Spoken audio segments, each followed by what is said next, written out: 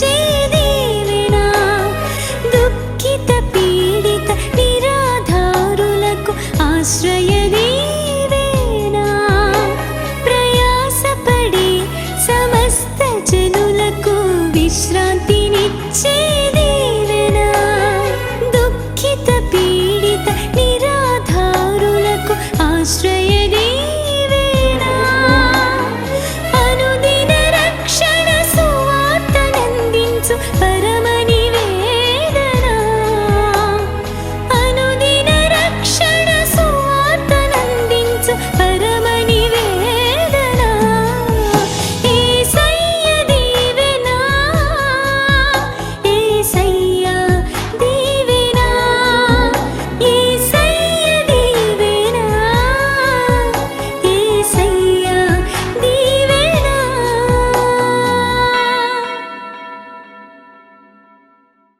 మత్తయి 24 అధ్యాయంలో ఉన్న మాటలు మనం చూస్తే, ప్రభువు కూర్చున్నప్పుడు శిష్యులు వచ్చారంట. అయ్యా, ఈ యుగ సమాప్తికి సూచనలు ఏంటయ్యా అని యేసు ప్రభుని అడిగితే, ఈ జరిగినటువంటి ఇప్పుడు జరుగుతున్న విషయాలన్నీ అప్పుడు చెప్పాడు ఆయన. 2000 సంవత్సరాలకు పూర్వం ఏం చెప్పాడంటే అక్కడ, యేసు వారితో ఇట్లనెను, యేసు వారితో ఇట్లనెను, ఎవడునూ మిమ్మల్ని మోసపరచకుండా చూసుకోండి. అనేకులు నా పేరట వస్తారు, నేనే క్రీస్తునని చెప్తారు. పలువురిని మోసపుచ్చే దినాలు ఇవి. మరియు మీరేమంటారంట, యుద్ధములను గూర్చియు యుద్ధ సమాచారములను గూర్చియు కలవరపడవలసిన పని లేదండి. అన్నీ జరుగుతుంటాయి. ఇవన్నీ కూడా జరగవలసి ఉన్నవని చెప్పి, అంతం మాత్రం వెంటనే రాదంట. కొన్ని శ్రమలు అనుభవించాలి, చూడాలి. కథలన్నీ, భయంకర పరిస్థితులన్నీ జరుగుతూ ఉంటాయి, చూస్తూనే ఉంటాం. అంతం మాత్రం వెంటనే రాదు అని చెప్పబడిన మాట, యేసు ప్రభువు వారు చెప్పిన మాట ఇది. అది జనముల మీదకి జనాలు వస్తారు, రాజ్యం మీదకి రాజ్యం వస్తుంది. అక్కడక్కడ కరువులను భూకంపములు కలుగుతాయి అంట. కాబట్టి ఇటువంటి అన్ని వస్తాయి అని ప్రభు ముందే చెప్పారు. అన్ని వేదనలకు ప్రారంభం అండి. ప్రభు చెప్పిన మాటలు మనం వింటున్నాం. అప్పుడు జనులు మిమ్మలను శ్రమల పాలు చేసి చంపేస్తారు. జనులు అంట మనల్ని ఏం చేస్తారు, శ్రమల పాలు చేస్తారంట, చంపేస్తారు. ప్రభువు చెప్పిన మాటలన్నీ కూడా నెరవేర్పుని చూస్తున్నాం మనం. మణిపూర్లో జరిగింది, హర్యానాలో జరిగింది, రేపొద్దున మనకి జరగదని ఏమీ లేదు, చంపుతున్నారు. కాబట్టి ఇటువంటి భయంకరమైన పరిస్థితులు వస్తాయి అని చెప్పి ప్రభువే తన శిష్యులతో చెప్పాడు. అప్పుడు ఇంకేమంటారైనా, మీరు నా నామము నిమిత్తము సకల జనముల చేత ద్వేషింపబడుదురు. నా నామము నిమిత్తము సకల జనుల ద్వారా ద్వేషింపబడతారు. ఎవరు మిమ్మల్ని మెచ్చుకోరు, హేళనగా చూస్తారు. ఇంకా రకరకాలుగా అయినటువంటి పరిస్థితులు మన మీద ఏవేవో మాట్లాడుతుంటారు. జనులు మిమ్మల్ని మెచ్చుకోరు అని ప్రభు చెప్తున్న మాట. చాలా భయంకరమైన ఇబ్బందులు రాబోతున్నాయి, మీరు సిద్ధంగా ఉండండి అని ముందే యేసయ్య తన శిష్యులతో చెప్పాడు. ఈ దినాన్ని అవే మనం చూస్తున్నాం. అది చూసినప్పుడు భయపడవలసిన పర్లేదు. వాక్యం చదవండి. అనేకులు అభ్యంతరపడి అది ఒకరినొకరు అప్పగించుకుంటాడు, ఒకరినొకరు ద్వేషిస్తాడు. అనేకులైన అబద్ధ ప్రవక్తలు వస్తారంట, పలువురిని మోసపరుస్తారు. ఇవన్నీ జరుగుతాయి అని చెప్పి ప్రభు శిష్యులకు ముందుగానే తెలియజేశాడు. శ్రమల పాలు చేస్తారంట, మిమ్మల్ని పట్టుకుంటారంట, చంపుతారంట, అన్నీ కూడా రాయబడి ఉన్నాయి.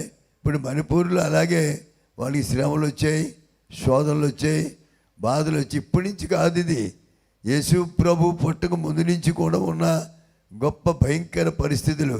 యేసయ్య పుట్టిన తర్వాత కూడా మరి నీరో చక్రవర్తి పరిపాలనలో యేసు ప్రభు పుట్టిన తర్వాత క్రీస్తు శకం 54 నుండి 88 వరకు రోమా రాజ్యాన్ని పరిపాలన చేశాడంట నీరో చక్రవర్తి.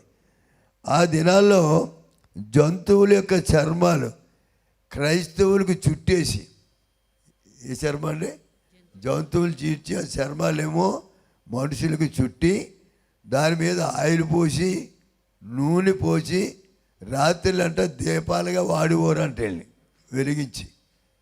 మనిషి ఎలా ఉంటాడో ఆలోచించండి. ఎంత భయంకరమైన కఠిన శిక్షలకి ఆయన పుట్టిన తర్వాత 54 నుండి 88 సంవత్సరాల వరకు క్రీస్తు శకం ఇంత భయంకర హింసాకాండ జరిగింది. ఈవేళ కొత్త కాదు ఇది. కాబట్టి ఇప్పుడు మనం కొత్తగా వింటున్నాం కొన్ని విషయాలు. పరిశుద్ధ గ్రంథంలో ఎప్పుడో రాయబడి ఉన్నాయి.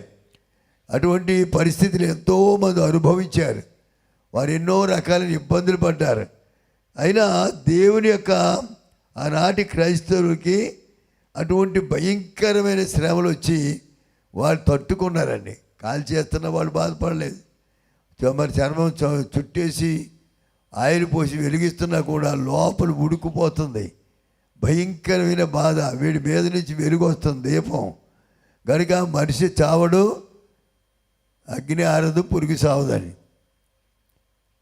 అగ్ని ఆరదు, అది ఆరిపోయేది కాదు, వెలిగించేసాడు, అలా వదిలేసాడు అంతే. వీడు చనిపోతాడంటే చనిపోడు, లోపల కుమిలిపోతూ కాలిపోతూ మంటలు వస్తూ భయంకరమైన వేదన ఆ రోజుల్లో వాళ్ళు అనుభవించారు. అందుకనే దేవుని వాక్యంలో ఈ శ్రమల ద్వారా వచ్చే ఆశీర్వాదాలు ఎంత గొప్పవి అంటే, ఎంత శ్రమ పట్టారో అంత అది క్రైస్తవులు అభివృద్ధి అయిపోయారు. దేవునికి స్తోత్రం కలుగాక. ఈ క్రైస్తవ్యం అనేది ఆగేది కాదు, దేవుని మహిమార్థమై దేవుడు వచ్చే వరకు కొనసాగేది. దేవుని స్తోత్రం కలుగాక. హల్లెలూయా. కాబట్టి ధైర్యం కావాలి. దేవుని పిల్లలుగా మనం అందరం కూడా ఎన్ని ఇబ్బందులు వచ్చినా, కష్టాలు వచ్చినా, శ్రమలు వచ్చినా, నా మట్టుకు అయితే బ్రతుకుడు క్రీస్తే చావైతే లాభమని ఎవరైతే నిలబడతారో ప్రభు కొరకు, అటువంటి వారు నిత్యరాజ్యంలో ప్రవేశిస్తారు. దేవునికి స్తోత్రం కలుగాక. హల్లెలూయా. ఇక్కడ నిర్గమకాండం 1వ అధ్యాయం 12వ వచనంలో అయినను ఐగుప్తీయుల వారిని శ్రమ పెట్టిన కొలది, చూచారా, ఐగుప్తీయులు వారిని ఇశ్రాయేలుని శ్రమ పెట్టిన కొలది వారు విస్తరించి ప్రబలది కనుక, విస్తరించి ప్రబలేనంట. దేవునికి స్తోత్రం కలిగి అందరి గట్టిగా స్తోత్రం చెప్పండి. హల్లెలూయా, హల్లెలూయా. హల్లెలూయా. శ్రమల్లోకి వచ్చినటువంటి ఆశీర్వాదం, శ్రమల ద్వారా అభివృద్ధి, శ్రమ ద్వారా ఎదుగుదల, గొప్ప అద్భుతమైన శక్తివంతమైన కార్యాలు. చూడండి అక్కడ ఏమన్నాడు, ఐగుప్తీయులు ఇశ్రాయేలులను శ్రమ పెట్టిన కొలది వారు విస్తరించి ప్రబలి, విస్తరించిపోయినట్ట. ఎన్ని శ్రమలు పెట్టినా ఏమీ భయపడలేదు. శ్రమలు కూర్చుకున్నారు, కష్టాలు కూర్చుకున్నారు, దెబ్బలు కూర్చుకున్నారు, ఎన్నెన్నో బానిస పనులు భయంకరంగా. మరి బానిసలుగా వాళ్ళు పెట్టే తిప్పలు ఇంతంత కాదు. ఐగుప్తీయులు చేసిన భయంకరమైన మరి పరిస్థితులన్నీ కూడా ఇశ్రాయేలు అనుభవించారు. చాలా ఇబ్బంది పడ్డారు. కానీ ఎవరు ఏ విధంగా కూడా తొట్టిల్లలేదు, భయపడలేదు. కానీ అంతకంతకు వాళ్ళు విస్తరించారంట, ప్రబలేరంట. దేవునికి స్తోత్రం కలుగాక. హల్లెలూయా. క్రైస్తవ్యం అంటే అదేనండి. క్రీస్తు పిల్లలుగా మనకి శ్రమ వచ్చే కొద్దిగా దేవునికి దగ్గర అయిపోవాలి. మనకి శ్రమ వచ్చే కొద్దిగా మోకాళ్ళుని ప్రార్థన చేయాలి. మన కష్టాలు వచ్చినప్పుడు దేవునికి సమీపంగా మొరపెట్టాలి. అలా ఎవరైతే మొరపెట్టారో వారిని దేవుడు అత్యధికమైన ఆశీర్వాదాలతో నింపుతారు. దేవునికి స్తోత్రం కలుగాక. హల్లెలూయా.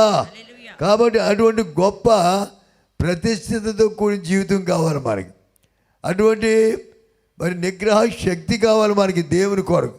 ఎన్ని కష్టాలు వచ్చినా సరే నేను ప్రభు కొరకు జీవిస్తాను. రోమపత్రికలో చూస్తాం కదా, క్రీస్తు ప్రేమ నుండి మనలను ఎడబాపు వాడెవడు. దేని నుండి అండి? ఎన్ని కష్టాలు వచ్చినా, శ్రమలు వచ్చినా, బాధలు వచ్చినా నిన్ను ప్రేమించి నీ కొరకు ఆయన ఆఖరు రక్తబొట్టు వరకు కాచిన క్రీస్తు ప్రేమ నుండి మన ఎడబాపు వాడెవడు.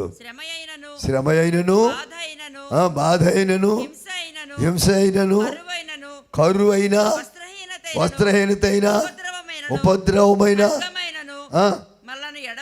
మనలను ఎడబాపున. దేవునికి స్తోత్రం కలిగాక. హల్లెలూయా. ఎన్ని కష్టాలు వచ్చినా క్రీస్తు ప్రేమ నుండి మనం ఎడబాపేవాడు ఎవడు లేడు. శ్రమలు వస్తున్నాయి, నాకు వచ్చే ఎన్నో శ్రమలు. మర్డర్ చేసేస్తానంటాడు, ఒకడు చంపేస్తానంటాడు. ఆ రోజుల్లో శరీరం కట్టుకోవడానికి బట్టలు లేవు, 5 పిల్లలు పోషించుకునే పరిస్థితి చాలా దారుణంగా ఉంది. ఎలాగా కొంతమంది అయితే ఇష్టం వచ్చినట్టుకో మాట్లాడుతున్నారు. రే 5 పిల్లలు ఎందుకురా నీకు, నువ్వు ఎలా పెంచుతావు ఏంటి అది ఇదని రకరకాల హేళన చేసేవాడు ఒకడు, గేలి చేసేవాడు ఒకడు. అదే కాదు, రకరకాలుగా దేవుని సువార్త ప్రకటిస్తుంటే ఎంతోమంది ఎదురొచ్చి నన్ను కొట్టాలని చంపాలని చాలా ప్రయత్నాలు చేశాను అమలాపురంలో. కానీ శ్రమలకు భయపడలేదు, వాళ్ళు ఏదో చేస్తారు ఇంట్లో కూర్చోలేదు. ప్రతి రాత్రి సువార్తకెళ్ళి దేవుని యొక్క సన్నిధిలో దేవుని మాటలు చెప్పి తిరిగి వస్తుండేవాడు. దేవుని స్తోత్రం కలిగాక. అందరు గట్టిగా దేవుని స్తోత్రం చెల్లిద్దాం. దేవుని యొక్క సువార్త కోసం వెళ్తుంటే దానికి అడ్డంగా కాసేవారు కొంతమంది. దేవుని మహాకృప ఏంటంటే దగ్గరికి వెళ్ళినప్పుడు ఎవరి దారి నాడు వెళ్ళిపోతుండేవారు. కానీ అటువంటి గొప్ప శక్తి గల దేవుని కార్యం మనం చేయడానికి ఎప్పుడు భయపడకూడదు. ఇక్కడ ఏమంటాడంట అపొస్తలుడైన పౌలు, క్రీస్తు ప్రేమ నుండి మనలను ఎడబాపు వాడెవడు లేడు. ఎందుకంటే క్రీస్తు మనలో ఉన్నాడు.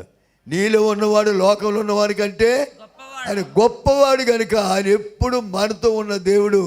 దేనికి మనం భయపడవలసిన పని లేదు. దేవుని స్తోత్రం కలిగాక. హల్లెలూయా. ఇశ్రాయేలుని ఐగుప్తీయులు బాధ పెట్టిన కొలదగియా వాళ్ళు ప్రబలిపోయారు, అభివృద్ధి చెందారు, దినదినము విస్తరించారు. దేవునికి స్తోత్రం కలిగాక. హల్లెలూయా. ఎంత శ్రమ వస్తే దేవునికి అంత దగ్గర అయిపోవాలి మనం. ఎన్ని శ్రమలు వచ్చినా సరే ప్రభుని విడిచిపెట్టకూడదు. అందుకని దేవుని వాక్యంలో చెప్తున్న మాట ఆయన ఏమంటున్నాడు, శ్రమ అయినను, హింస అయినను, బాధ అయినా, కరువైనా, వస్త్రహీనతైనా, ఉపద్రవమైన మన ఎడబాపున. దేవునికి స్తోత్రం కలిగాక. హల్లెలూయా. భక్తుడైన పౌలు గారు చెప్తున్న మాట రోమా సంఘానికి రాస్తున్నాడు. అయ్యా, కష్టాలు మనల్ని ఏమి చేయలేవు, శ్రమలు మనల్ని ఏమి చేయలేవు, వస్త్రహీనత మనల్ని ఏమి చేయలేదు. ఎవరో ఒక ఆయన వస్త్రాలు లేకపోతే ఓ ప్యాంటు షర్ట్ ఇచ్చాడు, తెల్లని ప్యాంటు షర్ట్ వేసుకుని మీటింగ్కి వెళ్ళి ఉదయం మీటింగ్కి వెళ్తే సాయంత్రం వచ్చి ఉతుక్కునేవాడిని. మరలా సాయంత్రం మీటింగ్కి వస్తే మళ్ళీ వెళ్ళి వచ్చి దాన్ని ఉతుక్కుని పొద్దున్న వేసుకునేవాడిని. అలాగే ఇంచుమించు సంవత్సరం తొడిగాను ఒకే జీతం బట్టలు. ఏమీ లేదు, ప్రభు సేవకు వచ్చాం, అన్నీ విడిచిపెట్టేశాం. నాకు అన్ని రకాల పనులు వచ్చాయి, అన్నీ చేయగలను. కానీ ప్రభుకి సమర్పించుకున్నాను. ప్రభు పని తప్ప నాకు ఇంకేం అవసరం లేదనుకున్నా. దేవుని యొక్క సన్నిధిలో మొరపెట్టి ప్రార్థించడం తప్ప మరి వేరే పని దేనికి వెళ్ళలేదు. వ్యవసాయం పనులు అన్నీ వచ్చినాయి. చిన్నప్పటి నుంచి అన్ని పనులు చేశాను. బండి కట్టాను, అరకదూనాను, తాపి పని ఉంటే తాపి వాళ్ళతో వెళ్ళిపోయాడు, వడర పని ఉంటే వడర వాళ్ళతో వెళ్ళిపోయాడు, బోర్లు వేసి వాళ్ళతో బోర్లు వేసి వాళ్ళకి వెళ్ళిపోయాడు. ఒక పని వచ్చు రాదనేది ఏదీ లేదు నాకు. అన్ని పనులు వచ్చి చిన్నప్పుడు. కానీ ప్రభుని నమ్మిన తర్వాత ప్రభువే నాకు సమస్తం అని చెప్పి ఆయన మీద ఆనుకుని ప్రార్థించినప్పుడు దేవుడు అద్భుత రీతిగా నన్ను పోషించడం మొదలుపెట్టాడు. దేవునికి స్తోత్రం కలిగాక. ఒక జత బట్టలతో ఉంచలేదండి, కొన్ని వందల జతలు బట్టలు ఈ దినాన్ని అనేక మందికి ఇచ్చేవాడుగా చేశాడు. దేవుని స్తోత్రం కలిగాక. అందరు గట్టిగా దేవుని స్తోత్రం చెల్లిద్దాం. హల్లెలూయా. ఆయన శ్రమైన, వస్త్రహీనతైన, ఉపద్రవమైన, ఖడ్గమైన, కరువైన దేవుని ప్రేమ నుండి మనలను ఎడబాపు వాడు ఎవడండి. దేవునికి స్తోత్రం. తిండున్నా లేకపోయినా నాతో ఏకీభించి పాస్టమ్ గారు ఎప్పుడు కూడా దేవుని కొరకు కష్టపడింది తప్ప ఏంటిది లేదు అది లేదు అనేది ఎప్పుడు ఇద్దరిలో ఎప్పుడు ఎక్కడా రాలేదు. ఉంటే తినేవాళ్ళం, లేకపోతే ఉపవాసం ప్రార్థన చేసేవాళ్ళం, అంతే. దేవుని దగ్గర చేతులు ఎత్తేవాళ్ళం రాత్రి అంతా. అన్నీ అనుగ్రహించే దేవుని దగ్గర మొరపెట్టేవాళ్ళం తప్ప ఎవ్వరు పక్కింటి వాళ్ళకి తెలిసేది కాదు మేము వండుకున్నామో లేదో. అటువంటి పరిస్థితుల్లో ప్రభు యొక్క సేవ చేయడానికి దేవుడు కృపించాడు. వస్త్రహీనత వచ్చిందండి. ఆకలి దప్పులు వచ్చేయండి, మరి ఎన్నో కష్టాలు వచ్చేయండి. కానీ వాటి కొరకు ఎప్పుడు కూడా భయపడలేదు, బెదరలేదు, ఎప్పుడు కూడా వెనకం చేయలేదు. దేవునికి స్తోత్రం కలుగాక. ఎందుకండి శ్రమలని ఎప్పుడు అమ్మగారు అనలేదు. ఎంత శ్రమ అవుతే అంత దగ్గర ఉండి దేవుని దగ్గర మొరపెట్టేది. దేవుని స్తోత్రం కలుగాక. హల్లెలూయా. కాబట్టి అటువంటి అద్భుతమైన కార్యాలు ఆ దినాలను. అందుకనే ఏమంటాడు ఇక్కడ భక్తుడు, దేవుని ప్రేమ నుండి మనలను ఎడబాపు వాడు ఎవడండి? ఆ ప్రేమ, అబ్బా, ఆయన ఇచ్చిన ప్రేమ చూస్తే ఎవ్వరూ విడిచిపెట్టలేము. నీ కొరకు ఆఖరు రక్త బొట్టు వరకు కూడా చిందించినటువంటి ప్రభు ప్రేమ. ఎవరంటే నీ కొరకు రక్తం ఇచ్చేది? ఎవరు నీ కొరకు ప్రాణం పెట్టేది? హల్లెలూయా. రక్తం, పరిశుద్ధమైన రక్తం చిందించాడు నీ కొరకు, నా కొరకు. ఆయన కార్చే రక్తమే మనకి గొప్ప విలువిచ్చింది ఈ దినాన్ని. దేవునికి స్తోత్రం కలుగాక. హల్లెలూయా. కనుక దేవుని యొక్క వాక్యం మనం చూస్తున్నప్పుడు మరి ఆయన చెప్తాడు కదా, వస్త్రహీనత అయినా సరే కష్టాలు వస్తాయండి. కష్టం వచ్చి కష్టం అంటే కలకాలం ఉండదంట, వస్తుంటాయి, ప్రార్థించిపోతుంటాయి. దేవుని పిల్లలు కష్టాలకి లెక్క చేయకూడదు. దేవుని పిల్లమైన మనం ఎప్పుడు కూడా మోకాళ్ళ మీద మొరపెట్టాలి. దేవునికి స్తోత్రం కలుగాక. హల్లెలూయా. కాబట్టి ఆయన ప్రేమ నుండి మళ్ళీ ఎడబాపు వారు ఎవరు లేరు అని దేవుని వాక్యం మనం చూస్తున్నాం. కాబట్టి దేవుని నామాన్ని మనం గణపరచాలి. అలాగనే నిర్గమకాండం 1:9 ఇక్కడ ఒక మాట రాయబడింది. అయితే చూడండి, ఇశ్రాయేలీయులు అభివృద్ధి అయిపోతుంటే ఐగుప్తు రాజు ఏంటిరా వీళ్ళు ఎంత అంత మార్చినా, ఎంత ఇబ్బందులు పెట్టినా, ఎన్ని సమస్యలు తెచ్చిపెట్టినా వాళ్ళు ఏమాత్రం ఆగట్లేదు, ఇంత గొప్పగా సాగిపోతున్నారు ఏంటా అని వాళ్ళకి ఒక ఆందోళన వచ్చింది. దేవునికి స్తోత్రం కలుగాక. రాజుగారి సైతం కలవరం వచ్చేసిందండి. ఎందుకంటే దేవుని ప్రజలు విస్తరిస్తారు, దేవుని ప్రజలు అభివృద్ధి పొందుతారు. దేవుని ఎరిగిన వారు, తమ దేవుని ఎరిగిన వారు బలము కలిగి గొప్ప కార్యాలు చేస్తారు. దేవునికి స్తోత్రం కలుగాక. వాళ్ళకి ఇరుకులు ఏమి చేయలేవు, ఇబ్బందులు ఏమి చేయలేవు, వస్త్రహీనత ఏమి చేయలేదు, ఉపద్రవాలు ఏమి చేయలేవు. ఎందుకంటే వారితో ఉన్నవాడు మరి లోకంలో ఉన్నవాడు అందరికంటే గొప్పవాడు. దేవుని స్తోత్రం కలుగాక. అందరు దేవుని స్తోత్రం చెల్లిద్దాం. కాబట్టి ప్రతి ఒక్కరము కూడా దేవుని చందులో శ్రమల ద్వారా మనకి అభివృద్ధి ఉందండి. శ్రమల ద్వారా వచ్చే ఆశీర్వాదాలు ఎలాగ ఉంటాయంటే ఈ విధంగానే ఉంటాయి. శ్రమల ద్వారా అభివృద్ధి, ఇశ్రాయేలు అభివృద్ధి అయిపోయారు, వర్ధిల్లిపోయారు, గొప్ప కార్యాలు జరిగాయి. కనుక మరొక మాట మనం చూస్తున్నప్పుడు శ్రమల ద్వారా మేలు కలుగుతుందంట. ఇది 119వ కీర్తనలో 71. నేను నీ కట్టడలను నేర్చుకొనున్నట్లు. చూసారా, శ్రమ నొంది ఉండుట నాకు మేలాయనంటాడు. మేలంట, శ్రమలు మేలు తెచ్చాయంట. వస్తాయి కొన్ని మేలుకరమైన కార్యాలు. శ్రమ అంటే దాని వెనకాల ఏదో గొప్ప మేలు ఉంది మనకి. దేవుని స్తోత్రం కలుగాక. కష్టాలు వస్తున్నాయంటే దాని వెనకాల ఏదో ఆశీర్వాదం ఉందని గమనించాలి మనం. కనుక తప్పనిసరిగా దేవుడు ఆ విధంగా మన యోబు గారు అంటాడు కదా 6:2 నా దుఃఖము చక్కగా తోచబడును గాక. దాని సరిచూచుటకై నాకు వచ్చిన ఆపద త్రాసులో పెట్టబడును గాక. అంటే నాకు వచ్చిన ఆపద త్రాసులో పెడితే బ్యాలెన్స్ సరిపోతుందండి. ఎన్ని కష్టాలు వచ్చినా ఓర్చుకోగలిగిన ఆ పరిస్థితి యోబు గారికి ఉంది. అందుకని ఎన్ని శ్రమలు వచ్చినా, శోధన వచ్చినా అని ఏమీ భయపడలేదు. 7వ అధ్యాయాలు కూడా 5వ వచనంలో మాట అంటాడు, నిప్పు రవ్వ పైకి ఎగిరినట్లు అంట. మన బ్రతుకు అలా ఉంటుంది. పొయ్యిలో పెట్టిన కర్రను గట్టి కలిపితే ఏం చేస్తే రవ్వలు ఎగురుతుంటాయి. ఏం చేద్ది? ఆరిపోద్ది. అది బయటకు పోయింది అలా ఆరిపోద్ది. అది అందులో ఉంటేనే పవర్ అంతా అందులో ఉంటుంది. ఎప్పుడైతే రవ్వలు గెట్టేమో ఎగిరిన అంటున్నాయి, చల్లారిపోతాయి. కాబట్టి మన బ్రతుకు కూడా అలాంటిది అని యోబు గారు చెప్తున్నాడు. చూడండి, అక్కడ నిప్పు రవ్వలు పైకి ఎగిరినట్లు నరులు శ్రమానుభవములకే పుట్టిస్తున్నారు. శ్రమ అనుభవించడానికి పుట్టారంట. కనుక ప్రతి ఒక్కరి గురించి చక్కగా మరి భక్తుడైన యోబు గారు, అందుకని కొరింథీ పత్రికలో భక్తుడైన పౌలు గారు ఒక మాట చెప్తున్నాడు. దయచేసి 10వ అధ్యాయం 13వ వచనంలో, సాధారణముగా మనుషులకు కలుగు శోధన తప్ప మరేదియు మరి ఏది మీ మీదకు రాని రాదు అని అన్నాడు. ఎవరు కలిగే శోధన అండి? యోబు గారు ఎంతవరకు తట్టుకోగలిగారో అంతవరకే పెట్టాడు శ్రమ.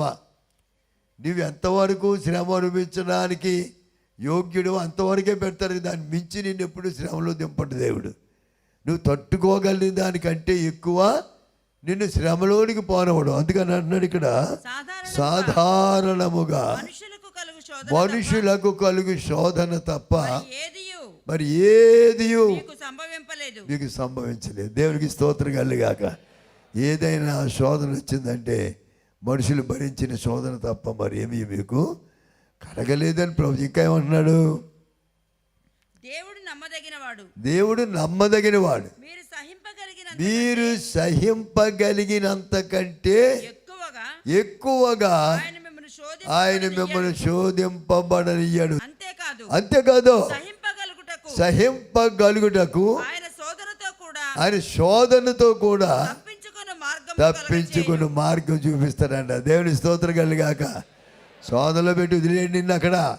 శోధనతో కూడా సహించుకునే ఆ గొప్ప యోగ్యత దేవుడు మనకి ఇస్తున్నాడు. దేవుని స్తోత్రం కలుగాక. హల్లెలూయా. కనుక శోధన వచ్చినప్పుడు, బాధలు వచ్చినప్పుడు, ఇబ్బందులు వచ్చినప్పుడు మనం ఏమీ భయపడనక్కర్లేదు. ఎందుకంటే నీతో కూడా ఉన్నవాడిని దేవుడే యెహోవా. హల్లెలూయా. నీతో కూడా వచ్చేవాడిని దేవుడిని యెహోవాయే అని రాయబడి ఉంది. నువ్వు ఎక్కడికి వెళ్ళినా, ఏ శోధనలో ఉన్నా, ఏ భయంకరమైన స్థితి వచ్చినా నీతో ఆయన ఉంటాడు. ఇప్పుడు చదువు రోమా 5:3-4. అంతేకాదు శ్రమ ఓర్పును, అది శ్రమ ఓర్పును, ఓర్పు పరీక్షను, పరీక్ష నిరీక్షణను కలుగు చేయనని ఎరిగి శ్రమలయందును అతిశయపడదుము.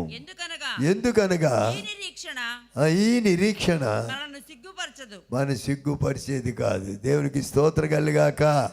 హల్లెలూయా. శ్రమ వచ్చిందని కృంగిపోయి, బలహీనతలు వచ్చాయని చతికిలు పడిపోయి దేవునికి దూరం అయిపోతే వచ్చే ఆశీర్వాదాలు లేవు. శ్రమ వచ్చినప్పుడు ఎక్కువ ప్రార్థన చేయాలి. శోధన వచ్చినప్పుడు ఎక్కువ ప్రార్థన చేయాలి. బలహీనత వచ్చినప్పుడు ఎక్కువ ప్రార్థన చేయాలి. అనేక నిందల అవమానాలు మన మీదకి వచ్చినప్పుడే మోకాళ్ళ మీద ఉండి దేవుని దగ్గర మొరపెట్టాలి. అప్పుడే దేవుని యొక్క ఆశీర్వాదాలు మన మీద దిగి వస్తాయి. దేవునికి స్తోత్రం కలుగాక. హల్లెలూయా. హల్లెలూయా. అలాగనే శ్రమల ద్వారా ఘనత. 2 కొరింథీ 11:23. వెర్రివాని వలె మాట్లాడుచున్నాను. అంటాడు, వెర్రివాని వలె మాట్లాడుతున్నాను. నేను మరి ఎక్కువగా క్రీస్తు పరిచారకుడిని మరి విశేషముగా ప్రయాసపడ్డాను. మరి అనేక పర్యాయములు. చూడండి, పౌలు గారు పడే శ్రమ, ఆ శ్రమల గురించి వర్ణిస్తూ ఉన్నాడు. ఇక్కడ చెప్తున్నాడు, ఏమన్నాడు? అనేక పర్యాయములు చెరసాలలో ఉన్నాడండి. ఏంటి శ్రమ? తప్పు చేశా? ఏమైనా భయంకర పరిస్థితి? దేవుని సువార్త ప్రకటించడం ద్వారా వచ్చిన శ్రమ ఇది. జైల్లో ఉన్నాడంట అనేక సార్లు. తర్వాత అపరిమితంగా దెబ్బలు తిన్నాడంటే ఎవడు పడతాడు కొట్టడమే. సువార్త ప్రకటిస్తుంటే దేవుని సువార్త ప్రకటించడానికి వెళ్ళేవాళ్ళు. వాళ్ళు చెప్పమంటే చెప్పండి, వద్దంటే వచ్చేయండి. ఏమన్నాడు ఆయన? మీరు ఏ యొక్క గ్రామానికి కానీ, పల్లెకి కానీ, గృహానికి కానీ వెళ్ళినప్పుడు ఏ ఇల్లు యోగ్యమైనదో చూసి అందులో ప్రవేశించండి. వారు మిమ్మల్ని చేర్చుకుంటే ఆశీర్వాదాలు చెప్పండి. లేదంటే వస్తా మీ కాళ్ళు దుమ్ము దులిపేసి వచ్చేయండి. అది విమర్శ దినాన్ని నాకు సాక్ష్యం ఇస్తుంది. మీ దుమ్ములో ఉందండి సాక్ష్యం. మీకు అర్థం కాదు. మీరు వస్తానంటే దుమ్ము దులిపితే చాలంట. అక్కడ ఒకటిలో ఆ దుమ్మే వాళ్ళకి సాక్ష్యం ఇస్తుందంట. ఎప్పుడో పట్టుకొని రక్షిస్తుంది. దేవునికి స్తోత్రం కలుగాక. అందరూ దేవునికి స్తోత్రం చెల్లిద్దాం. హల్లెలూయా. ఆ విధంగా మన శ్రమలు వచ్చినప్పుడు మనకి ఎన్నో గొప్ప ఆశీర్వాదాలు. ప్రయాసపడితే అనేక పర్యాయాలు చెరసాలలో ఉన్నాను.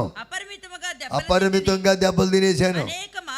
అనేక మార్లు ప్రాణాపాయంలో ఉంటేనే యూదుల చేత 5 మార్లు. అమ్మో, ఒకడు తక్కువ 40 దెబ్బలు తింటిని. 40 దెబ్బలు. యేసుప్రభుని ఎన్నిసార్లు కొట్టారు? యేసుప్రభుని ఒకసారి కొట్టారు. ఒకటి తక్కువ 40 దెబ్బలు. ఈయనకి ఏంటంట 5 మార్లు తిన్నాడు యేసుప్రభు కోసం. ఏం తిన్నాడు? దెబ్బలు తిన్నాడు. 39 39 39 5 39 వేసుకోండి. అన్ని దెబ్బలు తిన్నాను అని చెప్తున్నాడు సాక్ష్యం ఆయన. ప్రభు గారికి ఎప్పుడైనా చిన్న దెబ్బ తిన్నాం మనం? ఎవరైనా గట్టిగా తిట్టారా ప్రభు నమ్ముకున్నది? ఎవరైనా కొట్టారా? ఏమీ లేదు. ఇంట్లోంచి బయటికి వెళ్ళాం మనం. కానీ కొట్టినా తిట్టినా, ఎన్ని ఇబ్బందులు వచ్చినా, జైలు పెట్టినా, ఎన్ని కార్యక్రమాలు నా మీద బురద జల్లినా, నా మట్టుకైతే బ్రతుడి క్రీస్తే చావైతే లాభం అన్నట్టుగా నిలబడ్డాడు భక్తుడైన ఎవరు? పౌలు గారు. ఇంకేమంటాడు ఆయన? ముమ్మారు బెత్తములతో కొట్టబడి ముమ్మారు బెత్తాలతో కొట్టారంట. ఒకసారి రాళ్లతో కొట్టబడి ఒకసారి రాళ్ళు ఇసిరి కొట్టారు. ముమ్మారు ఓడ పగిలి శ్రమ పడి తిని. ఓడల పైన చేస్తుంటే ముమ్మారు శ్రమ అవి పగిలిపోతున్నాయి. వాళ్ళు ఎక్కడికి వెళ్తే అక్కడ. ఒక రాత్రింబగళ్ళు సముద్రములో గడిపి తిని. సముద్రంలో గడిపాడంట. అనేక పర్యాయములు ప్రయాణంలో నదుల వలనైన ఆపదలు, దొంగల వలనైన ఆపదలు, సొంతోళ్ళ వల్ల వచ్చే ఆపదలు, అన్యజనుల వల్ల వచ్చే ఆపదలు, పట్టముల ఆపదలు, అరణ్యముల ఆపదలు, ఎక్కడికి వెళ్ళినా కష్టాలు కష్టాలు కష్టాలు. అయినా ప్రభుని విడిచిపెట్టలేదు. ఆయన్ని తల కిందలుగా సిలువేసేశారు. దేవునికి స్తోత్రం కలుగాక. హల్లెలూయా. యేసు ప్రభు అని ఆయన కూడా సిలువ వేయబడ్డాడు. ఆయన కూడా బంధించారు. అర్హంతకులు ఎన్నో శిక్షలు విధించారు. హతసాక్షులు అనేక మంది ఉన్నారు బైబిల్లో. వాళ్ళందరినీ రకరకాల ఒకరిని గొడ్డలతో కూడా చంపారు, సూరాలతో పొడిచారు, ఎన్నో చిరక్షాదం చేసేసారు, తలకిందులుగా మరి సిలువేశారు. చాలామంది భక్తులు, ఈ యొక్క ఆది అపోస్తులు అందరూ కూడా భయంకర మరణానికి గురయ్యారు. కాబట్టి ఇదేది కొత్త కాదు మనకి. ఏదేమైనా శ్రమను అనుభవించారు, ప్రభు కొరకు నిలబడ్డారు, ప్రభు రాజ్యం కొరకు సిద్ధపడి ఆయన ఏ విధంగా మరణం ఇచ్చినా దానికి తల ఒగ్గి ప్రభు దగ్గరికి వెళ్ళారు. దేవునికి స్తోత్రం కలుగాక. అందరు గట్టిగా దేవుని స్తోత్రం చెల్లిద్దాం. హల్లెలూయా. కాబట్టి శ్రమల ద్వారా అనేకమైన ఘనత. చూడండి స్టెఫను గురించి 7:55 అపొస్తలుల కార్యాలు. అయితే అతడు పరిశుద్ధాత్మతో నిండుకున్న వాడై. ఎవరు? స్టెఫన్ అంటే సంఘ పెద్ద. ఆయన పాస్టర్ గారు కాదు, సువార్త ప్రకటిస్తున్నాడు. ఆయన మాట్లాడుతుంటే దేవదూతలు మాట్లాడినట్టు ఉండేదంట. అంత గొప్ప ప్రార్థనా యోధుడు ఆయన మాట్లాడుతున్నాడు. ఏమన్నాడంట? అయితే అతడు పరిశుద్ధాత్మతో నిండిన వాడై ఆకాశము వైపు తేరి చూచి కన్నులెత్తి చూస్తున్నాడంట. దేవునికి మహిమను చూచారా? యేసు అంట దేవుని కుడి పార్శ్వమును కూర్చుండుట చూస్తున్నాడంట. ఆకాశం తెరవబడిందంట.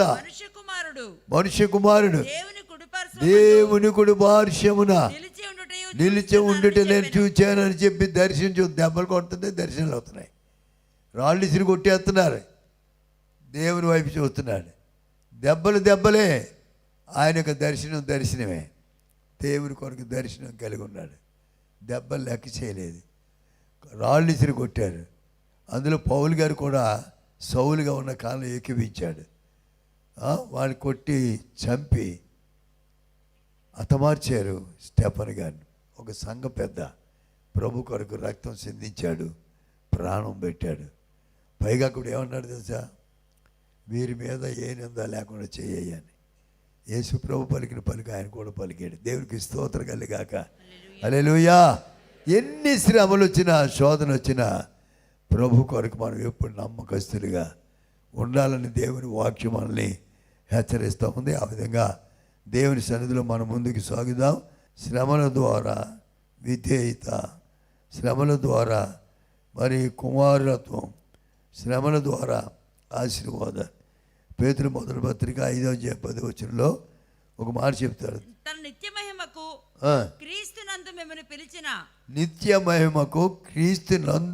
పిలిచిన సర్వ కృపానిధియగు దేవుడు సర్వకృపానిధి యగు దేవుడు కొంచెము కాలము మీరు శ్రమపడిన పిమ్మట తానే మిమ్ములను పూర్ణులుగా చేసి ఏం చేస్తాడంట? పూర్ణులుగా చేస్తాడు. ఈ శ్రమ కొద్ది కాలమేనండి, తర్వాత పూర్ణులుగా అయిపోతారు మీరు. తర్వాత స్థిరపరచి బలపరచును గాక. దేవునికి స్తోత్రం కలుగాక. కాబట్టి ప్రతి ఒక్కరు కూడా శ్రమలు వస్తాయి, శోధన వస్తుంది, బాధ వస్తుంది. సాధారణంగా మనుషులు కలిగి శోధన తప్ప మరి ఏది మీ మీదకి రానివ్వను. ఒకవేళ శోధన వచ్చిన దాంతో కూడా తప్పించుకున్న మార్గాన్ని మీకు చూపిస్తానని ప్రభు చెప్తున్నాడు. కనుక ఈ సమయంలో ఎవరైనా శోధనలో, బాధలో, బలహీనతల్లో, సమస్యలే పరిస్థితులు ఉంటే మనం కూడా ప్రార్థన చేద్దాం. విడుదల కొరకు ప్రార్థన. అందరూ కూడా తల వంచండి, కళ్ళు మూసుకోండి, ప్రార్థన చేసుకుందాం. పరమ తండ్రి, సృష్టికర్తమైన దేవా, అనేక మంది శ్రమలకు, కష్టాల్లో, ఇబ్బందుల్లో, వ్యాధుల్లో, బాధల్లో ఏ సమస్యలు ఉన్నారో చేతులెత్తిన ప్రతి ఒక్క బిడ్డ యొక్క చేతిని మీరు ముట్టండి. ప్రతి ఒక్క బలదల అధికారిగా యేసు నామములో వారి శ్రమలకు విడుదల కలుగునుగాక. వారికి ఉన్న కష్టాలన్నీ తొలగిపోవునుగాక. వారికి ఉన్న సమస్యలని యేసు నామములో లయమైపోగాక. మీ ఆశీర్వాదాలతో నింపండి. ఘనమైన కార్యాలు జరిగించి మీరే మహిమ, ఘనత, ప్రభావం పొందుకోనండి. యేసు పరిశుద్ధ నామములో ప్రార్థిస్తున్నాం పరమ తండ్రి. ఆమేన్, ఆమేన్.